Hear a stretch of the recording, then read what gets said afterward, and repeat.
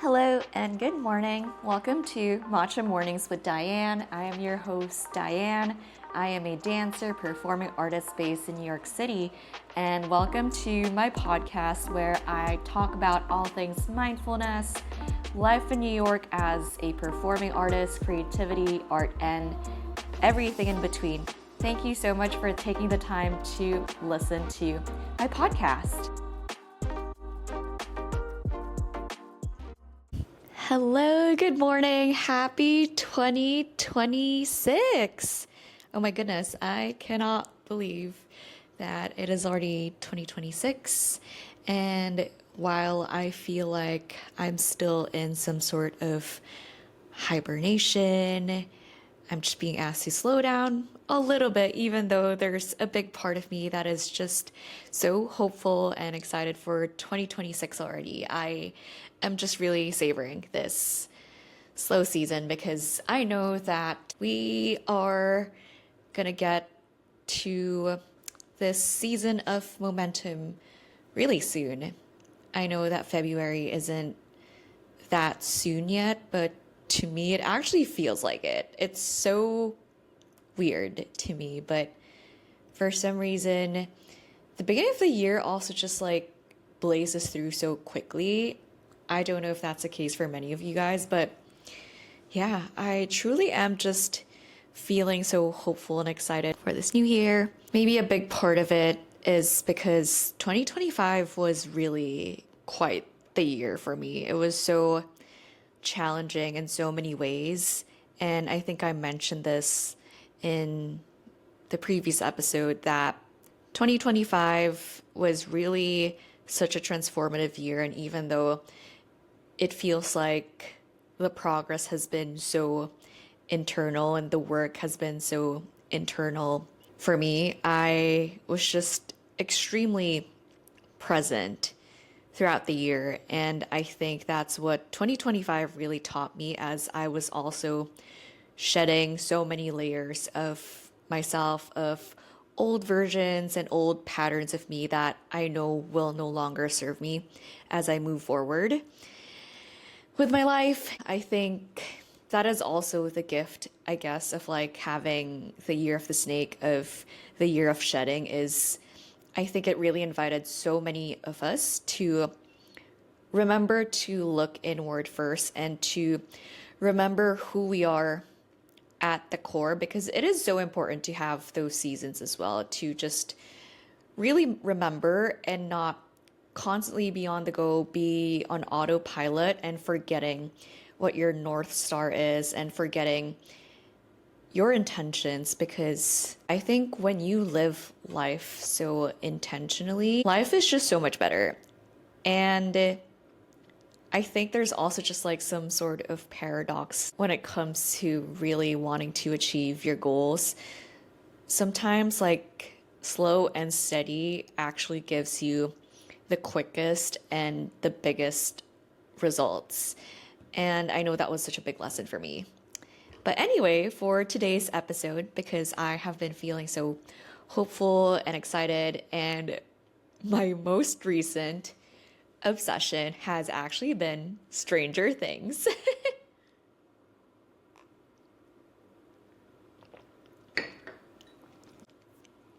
I'll give you guys like a quick backstory. I actually never saw Stranger Things until New Year's Eve, like literally almost 2 weeks ago. I am not kidding.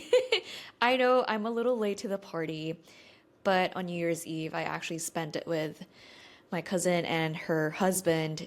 And she told me beforehand that it was actually going to be the series finale of Stranger Things. And, I was actually not opposed to watching it with them anyway. And, I just wanted something chill. And for me, it was also just like an opportunity to really see the show, even though I haven't seen the whole show yet. And there I was, literally watching the series finale without any idea of like what the plot has been like, the progression and everything. But I have heard such amazing things about it. I do know a lot of the actors, and I know that the show has gained so much traction in the past decade, and I absolutely do not regret watching the series finale with my cousin and her husband because, oh my goodness, even though I had no idea what the story was like, the whole plot line, and how it led to this finale, I was still so blown away. And it was actually the finale that got me hooked on the series. I think for me too, that is like such a good mark of a series is if you can just like watch any episode, even though you do not have like an idea of what the storyline is like, and you can still sort of understand the world. You can understand the characters, what they want, what the conflict is. I think that is truly like a hallmark of a good series. And so yeah, I think since I watched the series finale, that was the very first thing that I saw from the series itself. I was just hooked, and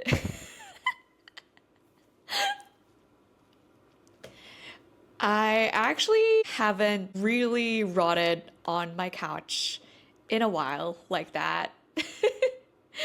But alas, I got hooked on Stranger Things and I started watching on January 1st. I finished the whole series. Yep, like from season 1 up until like the series finale again within like a week or less than a week actually, because I started on January 1st and I was done by January 6th. Yep, like literally my whole world was just revolving around Stranger Things in those like short days. And I do not regret it because that's how amazed I was with how well made this series is. And I think besides that, like they just made such an incredible world out of it. And even though it's pretty much about like extraordinary things, it's, you know, a bit of like sci-fi and fantasy, it is still so incredibly human, which I love. And I think that's also what makes it such a relatable show. And as I was really like watching through the whole series, before I continue watching, I think I will be referencing Stranger Things a lot and maybe some episodes. So if you haven't seen the series, I just want to give you guys a warning that I might be bringing up some spoilers. So just giving you guys a heads up before I keep yapping about it.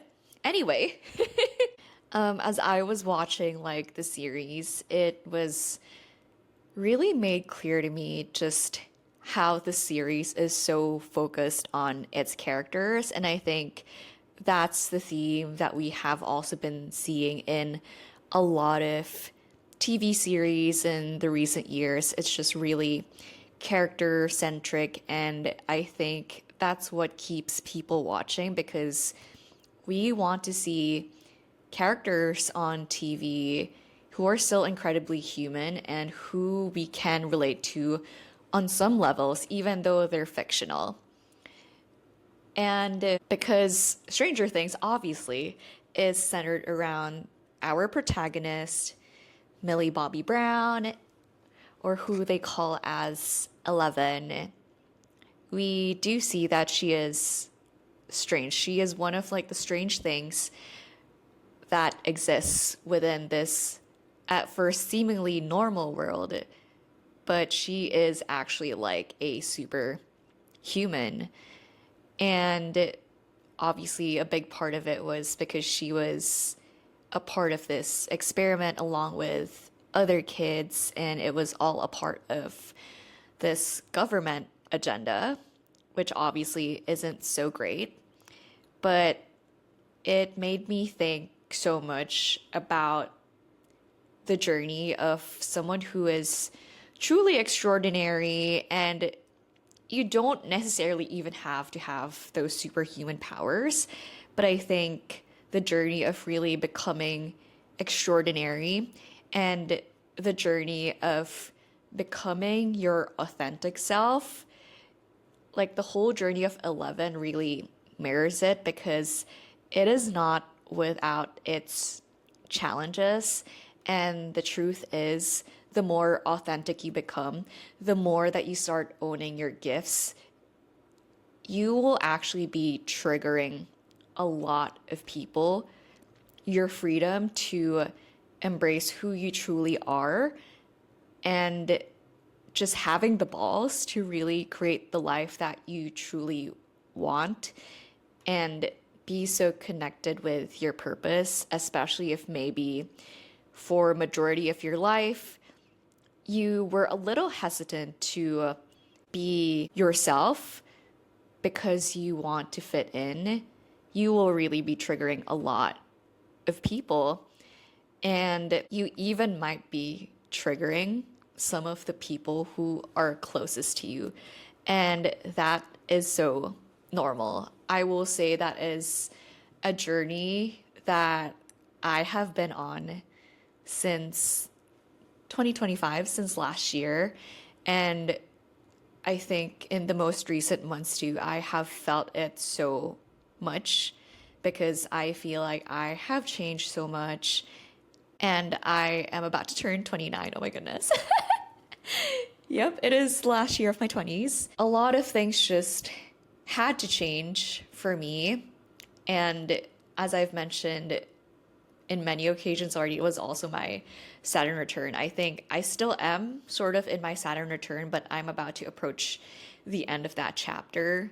And I just know that from experience or also hearing it back then from friends who are older than me who have talked about like this period of their life, like your late 20s, like 27 to 29 is normally when you have your Saturn return according to astrology. I think for me, I didn't know what was coming, even though I already expected it.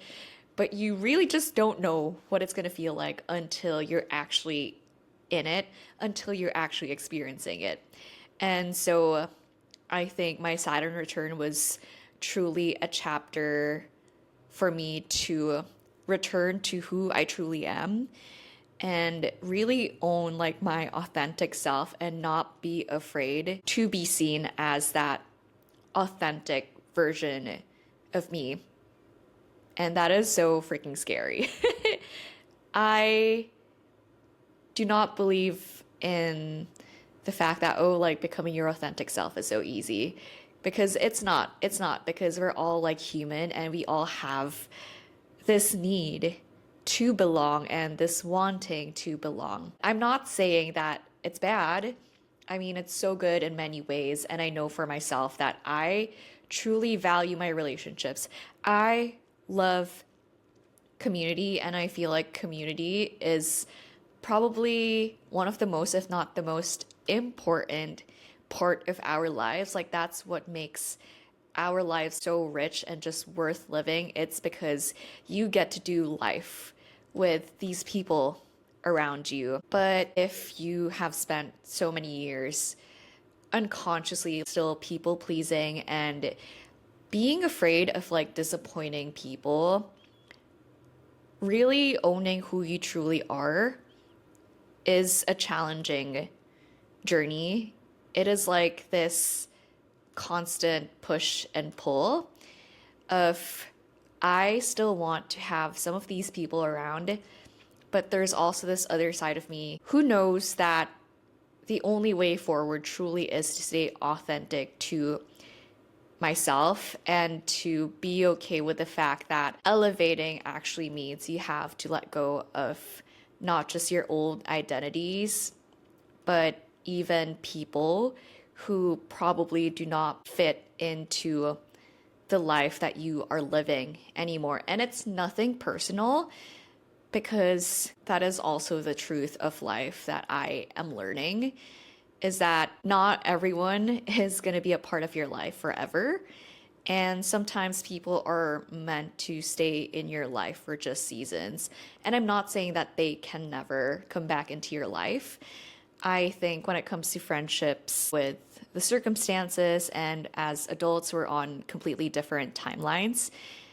It's very normal to really like see how during some seasons you're closer to some, but in other seasons you feel maybe just a bit more distant from them. And it doesn't mean that you love them any less, and it doesn't mean that they love you any less. It's just that the circumstances of life at the moment probably do not align for you guys, and that is okay. And I think that's also the beauty of having low maintenance friendships. Another part of really becoming who you truly are, and as you continue to live this life, is knowing that there are some people who are meant to be left behind in certain chapters of your life. And that is because they have already served their purpose in your story and you have served your purpose in theirs. We see this so much in Stranger Things as well. And even though they are still kids in the series, oh my goodness, especially 11, she has just really gone through so much trauma in her life that it feels like she has lived 100 lives already at that point. And well, I'm not her age, but that's kind of what it feels like now to me. I know that I'm only 29, and on some days that feels like, oh my goodness, I have been here like quite long enough. And it is actually, it is actually a long enough time to exist in this human world. But at the same time, I know that it's also just the beginning. Like whenever I tell some of like my older friends and even my sisters, they're like, girl, you're still so freaking young. Like, stop rushing. But I think it's always going to feel that way, especially when we're getting to like that age. Like when you look back now, you're just thinking about those previous versions of you. But anyway, I digress a little. And what I wanted to say is truly the path of becoming your extraordinary and authentic self is really not without its challenges, but I think it is truly worth it. And I think that a big part of it is like truly trusting that when you get to own your gifts, when you actually get to use it and be purposeful about your gifts, you will just naturally attract your people who truly see you for who you are beyond what you can just offer. That they just love you for who you truly are. And we see so much of this within the friend group of 11 and Mike and Dustin and Will and Lucas, you know, like this core group of people. They were seen as like these nerds and outcasts in their school, but I think what made them so great was the fact that they nearly did not care. They nearly did not care that people didn't think they were popular because they were just like so themselves. A big part of them just like being outcasts, I guess, was, you know, the fact that they were at the end of it gonna become the heroes of our story, and people took a while to realize that. And yeah, they also just saw 11 for who she truly was. And I think they also just really learned how to appreciate the small circle that they have, the quality of their small circle. And it also grew a little like later on, which is amazing, but it truly is a testament to this idea that when you truly are just yourself and you aren't afraid to own who you truly are and show up as your most authentic and full self, you will be met by people who don't even need you to perform for them, that merely existing in their lives is such a gift. And them being a part of your life is just one of the most amazing things in walking this journey of becoming your most authentic and extraordinary self. So, yeah, I am not saying that it's never going to hurt to lose certain people in your life. I think the show also shows us that grief has also struck these kids and at such a young age. And in many ways, I feel that too because of like my very own grief journey of losing my mom at such an early age, especially during my prime teenage years. Like, I really feel for them because you truly are just forced to grow up in many ways. But I wouldn't change a thing about my grief journey. I think it's truly just made me who I am today and who I am still becoming. It is just like an added layer to who I am and my journey, and knowing that my journey right now is even more purposeful, knowing that my mom is watching over me and that she's still pretty much around me, even though physically she's no longer here. But yeah, I think the series also shows us just how important it is to really surround yourself with the right people. And this has taken me a while, and I feel like I am still learning this to really get over some of my people-pleasing patterns. Stranger Things is also just like such an amazing series on friendship and how truly the quality of your life is also determined by the quality of people that you surround yourself with.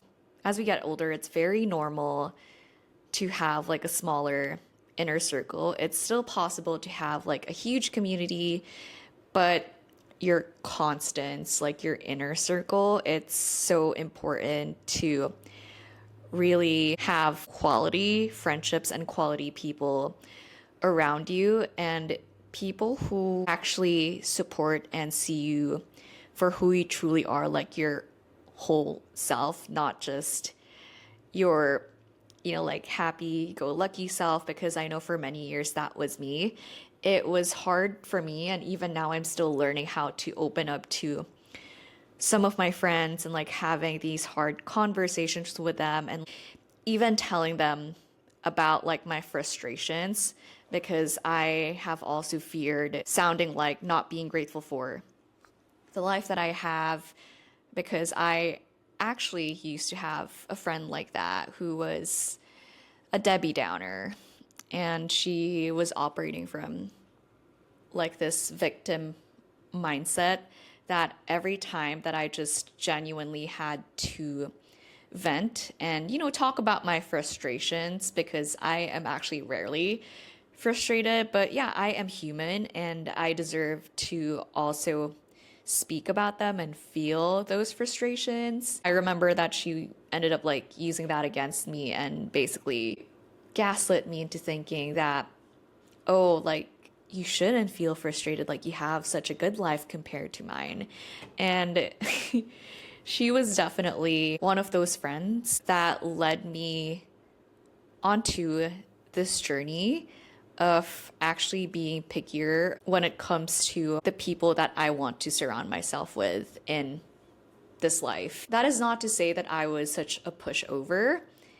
I think I just am so genuine and I love being able to help people. I am so generous, and I definitely commend my parents for raising me this way. I have learned from them how amazing and important it is to be generous and to be able to share what I have in this life, because I know that in many ways I am also privileged. But I think I did not see how her presence in my life was asking me to really shrink myself. And I knew that in order for me to keep moving forward and in order for me to really own who I am and to live a purposeful life and really just take up space, I had to let go of that friendship. And so, yeah, I think I have been learning so much of remembering that it is about the quality of friendships versus the quantity. And I think I am feeling that so much now too, that it's just like so different when you get to truly know people so deeply. I am someone who is very much into depth, and I think that's why I am very much into long form content as well, because I just love being immersed in someone's story and being able to learn so much about them. And, like we're humans and we don't always have the capacity to learn everything about everyone. And yeah, I think that is also just like the law of the universe, is that there's a duality. And in order to keep elevating, you have to really let go of certain things in order to make space for things that truly align with who you are and your journey. And a big part of that is really the people you surround yourself with.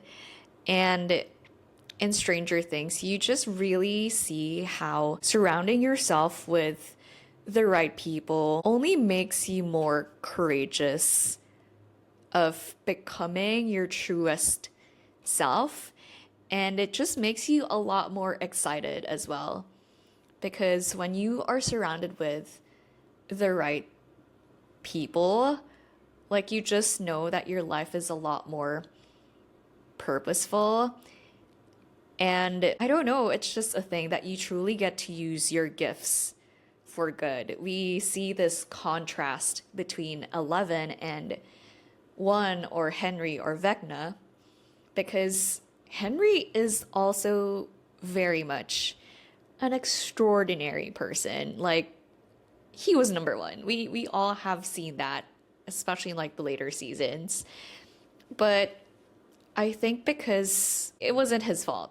It wasn't completely his fault. He was kind of drawn to the dark side because of that rock that he held when he fell into like that underground well or something. And that was basically what started his journey into the dark side, into the upside down. And while he was like so extraordinary, we can see just how much of the root of his evil was definitely from the fact that he was so isolated, he was so misunderstood. And because of that, and obviously like being in that kind of environment at such a young age, it really F's you up. It F's you up. And so I don't blame him for becoming a villain. And, that's also like the world. I have also accepted that I don't think this world will ever be completely free of evil, because, again, I think it's just the law of the universe that there's always some sort of duality. And one of like my favorite parts of the series really is, even though Vecna and Henry was painted as this villain and this antagonist, we honestly like still want to root for him in some ways. And we relate to him because we see that he is just as human as everyone else in the series.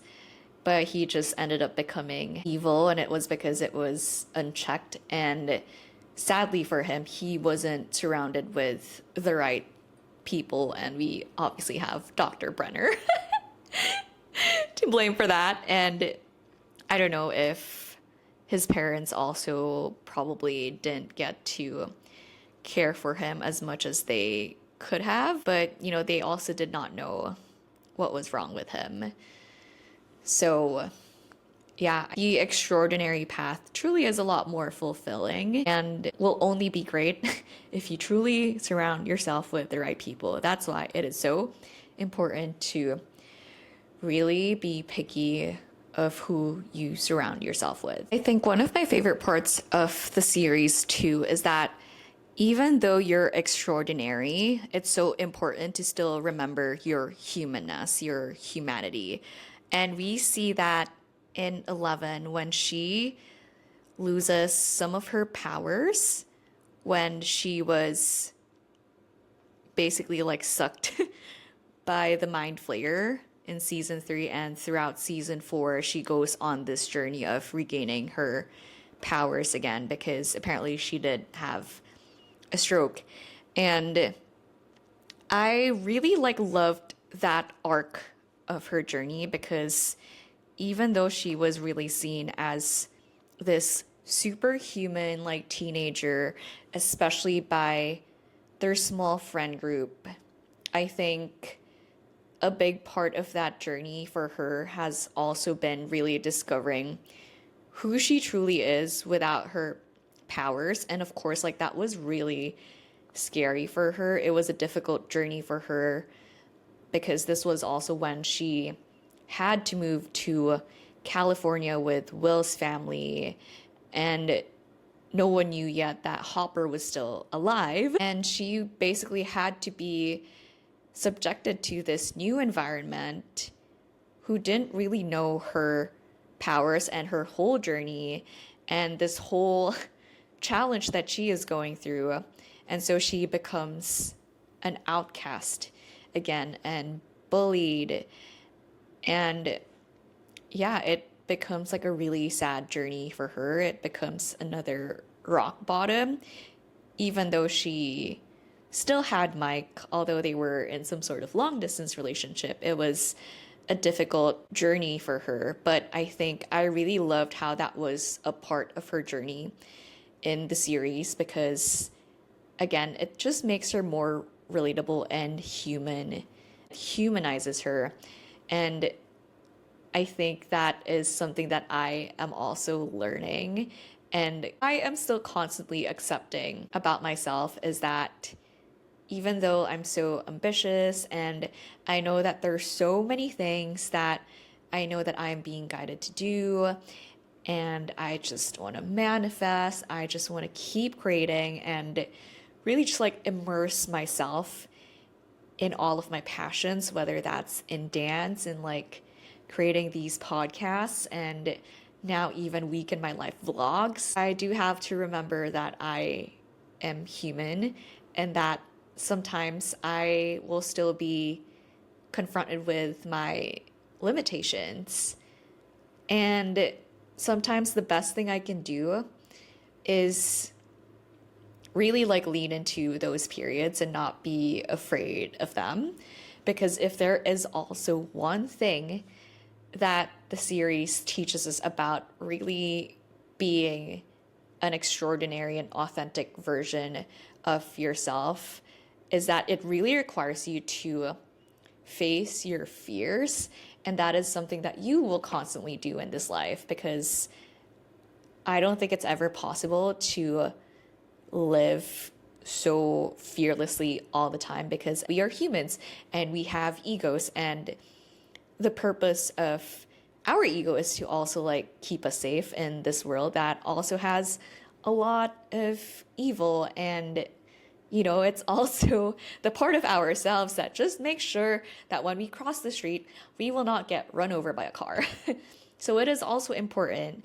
And I think instead of running away from that part of ourselves that, has these fears and traumas, I think it's really learning how to live with them and owning our shadows and knowing that we are not our shadows. We are not our past. We are not our mistakes. We can always choose to move forward alongside fear. And I think that is like the truest description of the journey of someone who is so extraordinary and so authentically themselves. And yeah, I think that has truly been the journey of every main character in Stranger Things, right? It's like we get to see all of them grow up and really find who they truly are. And that journey was never not without any challenge or conflict. And I mean, yeah, like that's how life is, like life isn't exciting when it's like free of conflict. Of course, we're gonna have conflict. That is a part of living, that is a part of relating to other humans. We are not meant to always agree. In fact, I feel like I don't want to be in relationships and friendships where I just have to constantly agree or people are constantly agreeing with my philosophies and my values and my arguments and opinions because that's just such a stale and boring life. And that's also what makes any film and TV series so great is really the conflict and how that conflict brings these characters onto this journey of overcoming that conflict and seeing who they become after overcoming such a conflict. And I think for me, it's just been so helpful in the past year, now that I'm still kind of reflecting and also seeing how I want to move forward with my life. Like, truly, life is just like a movie or this TV series because you truly are just the main character of your life. And that is something that I am truly owning this year. And I am still learning how to do that, but I do know that really owning my journey and trying to not compare my hero's journey to another person's journey has also been so important and has been so beneficial for me when it comes to really just like focusing on my journey and how I can truly like live life so authentically and to truly like live my life with such purpose and to really learn how to embrace the extraordinary in me because yeah, that's truly what makes this life just so amazing. And when you just live life so authentically, I think there's no better gift than really having that kind of life and also being capable of creating that kind of life for yourself and for the people around you. And these people are meant to share this extraordinary journey that we call life, that there is nothing more beautiful than living an extraordinary life than being surrounded with the right people who love you, who see you and support you for who you truly are and not just who you want to be perceived as and who you just like choose to be. Sometimes they really want to see who you truly are. So yeah, I just definitely want to leave you guys with this closing truth that I learned from Stranger Things, and I have obviously also learned throughout my life thus far, is really just be fearlessly yourself and trust your own magic. Be led by your own magic and know that when you own that magic, when you take up space, you will be effortlessly attracting the right people into your life who are willing to really walk this extraordinary journey with you because truly like life isn't as extraordinary and as beautiful as it is without the people that you surround yourself with as you walk through this journey that we call life. I hope that you guys enjoyed this episode. And again, happy 2026. I would love to hear what you guys want me to talk about in the coming episodes, because one of like my biggest goals for this platform is to truly build a community. So like let me know down in the comments anything you want to know about my life, or even just like certain topics that you want me to dive deep into. Nothing is off limits, like literally be unhinged. I don't care, but I would love to hear from you guys. And stay tuned, because in 2026, I will be inviting a few guests to also come on here and chat with me and do a deep dive in certain topics that I would love to talk about with these guests that have been on my list for quite a while now. So yeah, hope that you guys have a lovely day and a wonderful year. I'll see you in the next episode.